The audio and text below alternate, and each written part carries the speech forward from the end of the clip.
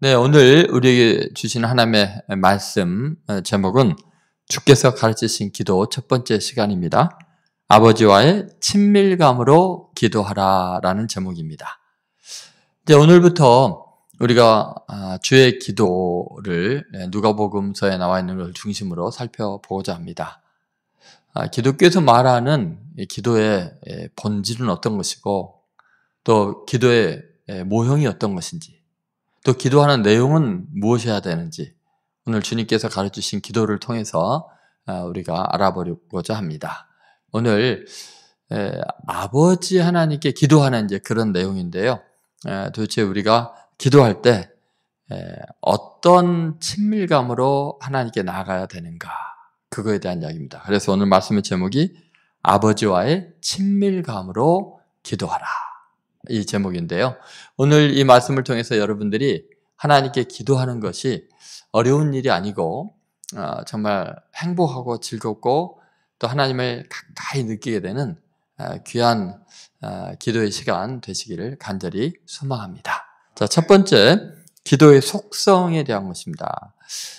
기도는 거래가 아닌 은혜다입니다. 한번 따라해보세요. 기도는 거래가 아니라 은혜다. 여러분, 성경적 이 기도의 속성은요, 우리가 흔히 말하는 영빨이 있다, 기도의 능력이 있다 하는 그 기도의 능력이 아니고 하나님과의 사랑의 관계입니다. 다시 말해서 기도는 내가 어떤 영적인 공로를 쌓는 어떤 공로 의식에서 가능한 것이 아니고 하나님께 거저 받는 은혜의 속성을 지니고 있습니다. 그래서 기도는요, 개인적인 영적 능력의 발현이 아니고 하나님과의 관계에서 그 원리를 우리가 찾아야 합니다. 예를 들어 볼게요. 이게 어떤 이제 일반적인 기도와 차이가 있는가요?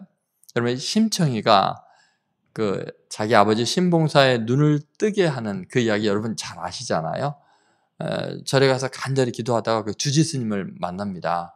그리고 아버지의 눈을 뜨게 하려면 공양미 300석을 바치면 이제 아버지 눈을 뜨게 할 거다, 이제 그 이야기를 듣지 않습니까? 결국 그 꽃다운 나의 인신 제물이 되는 거죠. 그리고 제물로 이제 바다에 빠져 죽는 그런 이야기가 있습니다. 이처럼 불교에서는 인간의 공덕이 소원을 이루는 데 있어서 절대적인 역할을 하게 됩니다. 그래서 선을 많이 베풀고요, 사주를 많이 이제 시주를 많이 하게 되고 또 천일 기도, 천배 이런 것들이 많이 있지 않습니까? 다시 말해서 인간이 희생을 하고 고행을 하고 공덕을 쌓고 많은 업적을 남겨야 기도가 응답받는 이제 그런 구조로 되어 있습니다. 이것은 기도가 자기 희생적인 노력의 여하에 따라서 또 공덕을 얼마나 많이 쌓느냐에 따라서 기도 응답의 결과가 결정이 된다는 거죠. 이것은 이제 다른 모든 종교의 공통적인 원리 아니겠습니까? 인간이 노력을 해야죠. 신을 설득을 시켜야죠. 그래서 지성이면 감천이다, 그런 이야기가 있는 거죠. 이런 모든 종교의 그 기도의 원리들은요, 결국은 보상의 원리입니다. 여러분 가만히 생각해보면 기도 응답의 책임과 결정권이 그렇다면 인간에게 사실상 있는 거 아닙니까? 그러니까 내가 얼마나 지성을 들이느냐, 얼마나 신을 감동시키느냐가 기도 응답의 결정적인 요소가 되는 거죠. 그렇다면 엄밀하게 생각해보면 이것은 거래나 마찬가지입니다. 만약에 은행에 우리가 매일 그 적금을 든다고 한번 생각해 보십시오. 차곡차곡 성실하게 적금을 많이 들었습니다. 그러면 우리가 위급할 때 어때요? 은행에 가서 돈을 찾을 수 있는 거죠. 내가 얼마나 많이 쌓아두냐에 따라서 그만큼 많이 내가 필요할 때, 급할 때 많이 빼올 수 있는 것입니다. 이것은 은행 직원과 손님 사이에 어떤 인격적인 관계가 있는 게 아니에요. 그냥 통장만 내보이면 거기에 내가 넣은 만큼 빼올 수 있는 거죠. 여러분, 이것은요, 돈을 내가 어떻게 모았는지, 어디에다 쓸지 아무 상관이 없어요. 그럼 묻지도 않아요. 그냥 줄 수밖에 없는 구조이죠. 이것은 인간의 능력을 대단한 것으로 생각하는 어떤 전제 속에서 진행이 되는 겁니다. 기도라는 것이 일반적으로 세상에서 말하는 기도라는 것이 이렇게 철저하게 인간 중심적인 조건에 의해서 기도 응답이 결정이 되는 거죠. 그러니까 선을 많이 행하고 공덕을 많이 쌓고 영역이 있고 막 이런 사람들의 기도가 더 힘이 있다, 응답을 받는다, 이런 구조입니다. 이것은 기독교의 기도에 대한 원리와 또 속성과는 정반대라는 걸 알 수 있습니다. 기독교는요, 능력 중심이 아니라 관계 중심입니다. 다시 말해서 기도는 하나님 아버지와 그 자녀와의 관계 속에서 응답을 받는 거예요. 그래서 오늘 기도에 예수님께서 아버지여, 이름이 거룩히 여김을 받으시오며, 이렇게 아버지라고 부르게 하지 않습니까? 여러분, 어떤 신에게 나아가면서 아버지여라고 말할 수 있겠어요? 이것은 기도할 때 우리가 내 능력과 내 자격으로 요구하는 게 아니고, 관계 속에서 내가 하나님의 자녀이기 때문에 나의 아버지에게 요청한다는 것입니다. 여러분, 아들은요, 부모님이 자기를 사랑한다는 것을 알고 있습니다. 그러니까 내가 맡긴 것도 없으면서, 잘한 것도 없으면서, 맨날 혼나고 말썽만 피우면서도 용돈 달라 그러고요, 학비 달라 그러고요, 책 살 돈 달라 그러고요, 무슨 당당하게 요구를 하잖아요. 왜 그럴까요? 아무것도 잘한 것이 없어도 나를 사랑하시는 분들이니까 내가 필요한 것을 주실 줄로 믿고 요청하는 거예요. 그래서 하나님께서 기도에 대한 첫 가르침을 아버지라고 부르라는 거예요. 이것은 기도에 있어서 정말 중요한 이 기독교만의 독특한 속성을 말하고 있는 거죠. 기도는 능력으로 기도 응답이 좌우되는 게 아니라 사랑의 관계 속에서 그 응답이 이루어진다는 것을 보여주고 있습니다. 여러분, 부모님은요, 할 수 있으면 자식들에게 좋은 거 주려고 하고요, 뭐가 필요한지 미리 살펴서 준비해 놓고요, 미래까지 다 책임지려고 애를 쓰십니다. 자식이 얼마나 훌륭하냐, 능력 있느냐, 나한테 얼마나 잘하느냐에 따라서 이 줄 것을 결정하는 부모는 없습니다.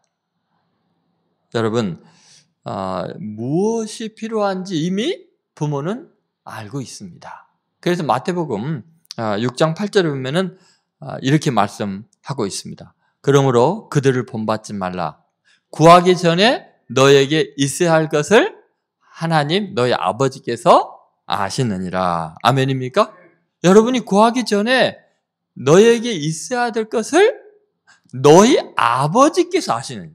하나님 너희 아버지니까 아신다는 거예요. 아들은 아버지를 철저히 신뢰합니다. 기독교에서 말하는 기도는 이처럼 개인의 능력에 좌우되지 않고 하나님과의 관계, 하나님의 은혜, 하나님의 사랑으로 응답된다는 것을 믿으셔야 합니다. 그래서 기도의 원리, 기도의 원칙은요, 거래가 아니다. 이건 은혜다. 기도할 수 있는 게 은혜다. 이것을 잊어서는 안 됩니다. 그렇다면 도대체 우리가 어떻게 기도해야 될까요? 예수님께서 우리에게 굉장히 중요한 그 기도의 대상이 누구인가를 생각하라고 이야기합니다. 그래서 우리가 두 번째 생각할 것은 기도의 대상입니다. 그것은 아버지와의 친밀감. 내가 기도하는 그분은 나의 아버지이고 아버지이기 때문에 나랑 굉장히 가까운 친밀감 속에 있다는 것을 잊어서는 안 됩니다. 그래서 여러분, 기도에 있어서 정말 중요한 거, 우리가 어떤 기도를 응답받는가 안 받는가, 그걸 결정하는 것은요, 친밀도에 있는 거예요. 그러니까 여러분이 어떤 사람에게 무슨 부탁을 할 때 어때요? 가까운 사람에게는 부탁을 하는 게 부담이 안 되죠. 너무나 가까우면은 내가 부탁한 것을 들어줄 줄로 확실히 믿죠. 내가 얼마나 가까운 사이인지 알아? 내가 어떤 부탁을 해도 들어줘. 이게 지금 거리감이 굉장히 가깝다는 거잖아요. 친밀감이죠. 그런데 예수님께서 우리가 기도할 때 어떻게 기도하라냐면 아버지요 그러잖아요. 한번 2절 말씀 같이 읽어보겠습니다. 예수께서 이르시되 너희는 기도할 때 이렇게 하라. 아버지여 이름이 거룩히 여김을 받으시오며 나라가 임하시오며. 여기서 보면 이렇게 기도하라 하놓고 뭐라 그랬어요? 아버지여 이렇게 말하는 거예요. 여러분 아버지여라고 말하라는 것은 내가 기도하는 대상과 내가 어떤 관계 속에 있는가, 얼마나 가까운 사이인가를 기억하고 기도하라는 거예요. 여러분 이것은 우리가 하나님과 정말 이 세상의 어떤 존재보다 가장 가까운 사이예요. 왜냐하면 아버지는 자녀를 낳았잖아요. 아버지에게서 우리가 나왔잖아요. 더 이상 가까운 사이가 어디 있겠습니까? 그래서 사실 우리가 하나님 앞에 나아갈 때는요, 이 하나님과의 관계의 친밀도를 의지해서 나아가는 거예요. 아버지. 여러분, 우리가 기도할 때요, 하나님을 아버지라 부르고 그 하나님이 보내신 예수님이 내 안에 계시고 내가 예수님 안에 있고 그분의 말씀에 내 안에 있는 이 친밀도를 생각하면서 기도하라는 거예요. 그래서 아버지여라고 부르라는 거예요. 그러면 너희가 원하는 무엇이든지 들어주신다. 그렇게 이야기를 하고 있는 거죠. 그러니까 여러분 우리는요, 이 친밀감이 기도에 있어서 굉장히 중요한 요소가 됩니다. 하나님이 내게 가장 가까이 있고 예수님이 내 안에 계신다. 그 예수님의 이름으로 하나님을 아버지라 부르면서 어떤 것도 응답받을 수 있다는 확신을 가져야 돼요. 왜냐하면 워낙 가까운 분이니까. 워낙 나를 가까이 해주시는 분이니까요. 그 예수님이 가르쳐 주신 게 그거예요. 그러면 여러분 아버지가 자녀를 얼마나 가까이 하고 있는 걸 한번 생각해 보세요. 제가 어렸을 때 그 딸들을 키우면서 느낀 게 그러는 거예요. 제가 뭐 학위 논문을 쓰면서 밤에 잠을 못 자면서 피곤한 가운데도요, 논문에 고도로 집중해서 써야 되는데, 이 옆방에서 이제 애가 뭐 기어다니고 뭐 부스럭부스럭 할 때 온통 신경이 거기 가 있습니다. 뭐 쿵소리가 나면 바로 뛰어가고요. 그리고 뭐 하다가도 조그만 소리만 나도 또 기저귀 봐주고 그 아이의 변 색깔도 보고 눈빛도 보고 울음소리도 파악을 하면서 뭐를 요구할까 원할까 온통 관심이 거기에 있는 거예요. 뭐 그 아이의 손톱 모양 뭐 그것까지 다 확인하고 이제 그러는 것을 제가 느꼈어요. 아빠인 저의 온통 모든 관심은요, 논문에 있는 게 아니라 애한테 있더라고요. 정말 신기할 정도로 고도의 어떤 그 연결선이 있는 느낌이었어요. 내가 이 아이의 아빠라는 그 사실 하나가요, 모든 거리감을 다 초월해서, 모든 문제를 초월해서 가장 친밀하게 느끼는 관계였다는 거죠. 그래서 우리는 하나님이 내 아버지라는 한 가지 사실만으로도요, 포기하지 않고 기도할 수 있어요? 낙심하지 않을 수 있어요? 여러분, 여러분의 입에 미소를 짓고 여러분의 눈에 눈가에 눈물이 고이고 여러분의 마음이 쓰라리고 잠 못 이루고 이럴 때요, 하나님도 다 그것 알고 계셔요. 그래서 시편 139편 이런 데 보면은 내 안고 일어섬을 아시고 멀리서 내 생각을 통촉하시며 내가 멀리 바다 끝에 가 있을지라도 주님이 거기 계시고, 시편 23편에는 내가 사망의 음침한 골짜기로 다닐 해를 두려워하지 않을 것은 뭐요? 주께서 나와 함께 하십니다. 여러분 믿습니까? 그 하나님이 내 아버지이신 거예요. 그래서 기도라는 것은 하나님이 내 아버지라는 그 전제 조건 아래에서 우리가 얼마든지 하나님께 기도할 수 있는 것입니다. 이 친밀감, 이것을 잊어버리면 안 돼요. 자, 이것이 얼마나 중요한 이야기인가 다시 한번 생각해 봅시다. 여러분 돌아온 탕자 비유 아시죠? 그 탕자는요, 그 성경에 보면 아버지에게 돈을 달라고 하고 아버지의 품을 멀리 떠나 타국으로 갔어요.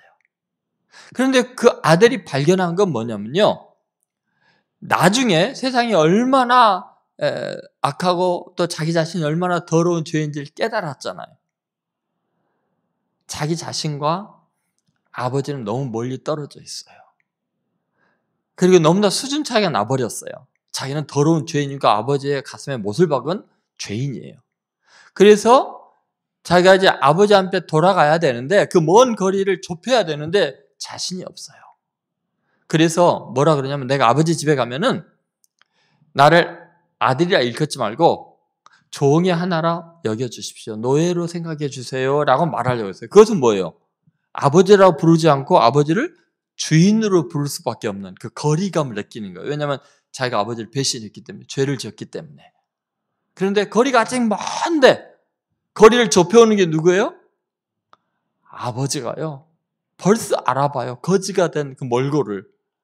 그리고서 달려오셔서 목을 끌어안고 어때요? 완전히 거리감을 좁혀버리시죠. 그리고 통곡하라 우시면서 너무 잘했다고 하면서 종들을 불러서 그 옷을 벗기고 비단 옷을 입히고 가락지를 끼우고 신발을 씻기고 마을을 잔치를 하면서 거리감을 다 좁혀요. 넌 노예가 아니고 내 아들이다. 그런데 여러분, 그 돌아온 탕자는 자기 자신을 용납할 수가 없었는데 아버지는 자기를 이렇게 가까이 하시는 거예요. 그 형이요. 그걸 보고 화가 났어요. 저런 탕자놈을 동생이라고 안 해요. 아버지의 아들을 저 아들이 이렇게 이야기를 합니다. 동생으로서 포기를 한 거죠. 형은 멀리 하는데 아버지는 어때요? 가까이 해요.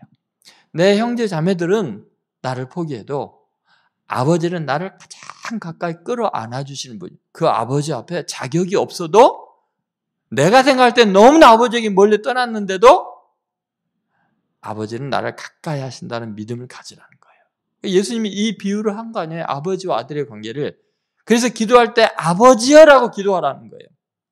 여러분, 이게 실제적으로 역사적인 사건으로 일어난 걸 한번 생각해 봅시다. 우리는 하나님 앞에 나라는 존재는 너무나 멀리 떨어진 죄인이잖아요. 너무나 거룩하신 분이고 그분은 하늘에 계신 분이고 나는 이 땅에 속한 더러운 죄인이잖아요. 그런데 여러분, 아버지 하면요 갑자기 가까워집니다. 내가 생각한 것보다 훨씬 가깝습니다. 예를 들어서 다윗을 생각해 보세요. 다윗이 자기 아들 압살롬이 반란을 일으켰어요. 아버지를 죽이려고 군사를 몰고 쳐들어왔어요. 아들하고 싸울 수가 없어서 도망을 가요. 끝까지 추적하려고 하고요. 후궁 10명을 백성들 앞에 욕보이고요. 씻을 수 없는 죄를 범할, 건널 수 없는 다리를 건너버린 거예요. 그러면 압살롬은요, 이제 아버지를 원수로 여기고 아버지도 자기를 원수로 여길 줄 알았어요. 근데 여러분, 아버지는 안 그래요. 아들은 거리감을 느끼고 있는데 아버지는 아들에서 하나도 거리감을 안 느껴요. 요압 장군이 가서 완전히 이 반란을 평정하겠습니다 하니까는 전 군인을 모아놓고 왕이 직접 명령을 합니다. 내 아들 압살롬을 너그럽게 봐줘. 절대 손대면 안 된다. 나중에 아들이 왕자가 반란 진압하는 과정에서 죽었다는 소식을 들어요. 모든 백성들이 반란이 진압됐다가 만세를 보고 좋아하는데 다윗 혼자 통곡을 하잖아요. 내 아들 압살롬아, 내 아들 압살롬아. 여러분, 정말 아버지를 죽이려고 한 폐역 무도한 자식이고 자기 어머니 뻘 되는 사람들을 욕보이고 도저히 자식이라고 할 수 없는 그런 멀리 떠나도 너무 멀리 떨어져 있는 죄인을 모든 백성들이 다 손깍질하고 자기 자신도 아버지를 완전히 떠났다 생각하는데 아버지는 아들을 떠나보내지 않았어요. 내 아들 압살롬아, 내 아들 압살롬아. 요압 장군이 그 꼴을 보고서 얼마나 화를 냅니까? 응? 군인들이 다 죽어도 그럼 당신 아들이 살았으면 좋겠습니까? 우리가 반란을 평정했는데 우리를 이렇게 대합니까? 하고 화를 낼 정도로 내 아들 압살롬아, 내 아들 압살롬아. 압살롬은 아버지를 떠났지만 아버지는 아들을 포기하지 않아요. 여러분 믿습니까? 이게 바로 하나님이 아들을 생각하는 거리감이에요. 그냥 품고 사는 거예요. 죄를 지었던, 가슴에 못을 박았던, 배신을 했던 아버지는 아들을 가까이 하셔요. 그래서 예수님이 그렇게 기도하라는 거예요. 아버지요. 아버지요. 하나님께 기도할 때 그렇게 하는. 그래서 하나님을 가까이 함이 내게 복이라고 시인이 이야기하는 거예요. 하나님이 친히 가까이 해주시겠다고 하니까 우리는 기도할 수 있는 거예요. 그래서 아버지요 라고 부르라는 거죠. 세 번째 마지막으로는 기도의 동력이에요. 그것은 아들의 영이 우리 안에서 기도하게 하는 거죠. 사실 하나님께서 우리 아버지라는 사실은 말씀으로 인해서 지적으로 우리가 이렇게 깨닫게 되어도요, 우리는 육신에 속해 있고 기도에 익숙치가 않기 때문에 아버지하고 부르면서 기도한다는 게 어색합니다. 더러운 죄인인 주제에 어떻게 하나님을 배신하고 떠났고 지은 죄를 뻔히 알면서 태연스럽게 아버지여 하면서 기도할 수 있겠어요? 그 기도의 힘이, 또 기도할 수 있는 입을 여는 능력이 어디서 나오냐는 거예요. 고린도전서 3장 16절에 보면은 우리 안에 성령님이 계신 걸 이렇게 표현하고 있죠. 한번 다 같이 읽어보겠습니다. 너희가 하나님의 성전인 것과 하나님의 성령이 너희 안에 계시는 것을 알지 못하느냐? 여러분이 하나님이 내 안에 계신다는 게 얼마나 영광스러운 일인지 바울은 계속해서 이렇게 이야기를 합니다. 갈라디아서 4장 6절 같이 읽겠습니다. 너희가 아들인 거로 하나님이 그 아들의 영을 우리 마음 가운데 보내사 아바 아버지라 부르게 하셨느냐. 여러분 보세요. 우리가 하나님의 아들이니까 아까 성령이 우리 안에 계신다 했잖아요. 하나님이 그 아들의 영을, 성령을 우리 마음 가운데 보내사 뭐라고 한다고요? 아빠 아버지라 부르게 하셨느니라. 하나님을 아빠 아버지라고 부를 수 있는 용기를 주시고 우리 속에서 부르짖게 하신 거예요. 이게 얼마나 중요한지 반복합니다. 로마서 8장 15절에도 이렇게 나와 있습니다. 같이 있습니다. 너희는 다시 무소하는 종의 영을 받지 아니하였고 양자의 영을 받았으므로 아빠 아버지라 부르짖느니라. 우리는 종의 영을 받는 게 아니라 양자의 영, 아들의 영을 받은 거예요. 그래서 아빠 아버지라 부를 수 있는 자격이 생기는 겁니다. 그래서 우리는 아버지여 이름이 거룩히 여김을 받으시오며 라고 기도를 시작할 수 있는 거예요. 여러분 우리가 이렇게 하나님 아버지라고 부르는 그 순간에 성령님이 우리 안에서요 말할 수 없는 탄식으로 우리를 위해서 친히 간구하시는 그 성령의 감동으로 기도가 나오기 시작하는 거예요. 여러분 우리는요 천지를 다스리시는 하나님이 우리 아버지이신 것을 믿으셔야 돼요. 역사의 주권자신 그분이 지금 다 보고 계셔요. 우리가 부르짖을 때 필요한 만큼 또 우리가 영광스럽게 승리하도록 우리에게 영광을 안겨주시도록 하나님께서 때에 따라서 적절하게 역사하시는 하나님이신 것을 믿으시기 바랍니다. 그분은 가장 위대하고 뛰어나신 전능하신 하나님이십니다. 그 하나님이 바로 나의 아버지가 되십니다. 여러분 이 사실을 믿으시고 이제 하나님 앞에 기도로 나아가실 때 하나님을 아버지라고 부르면서 이 기도 응답의 확신을 가지고 승리하는 귀한 성도님들 되시기를 주의 이름으로 축원드립니다.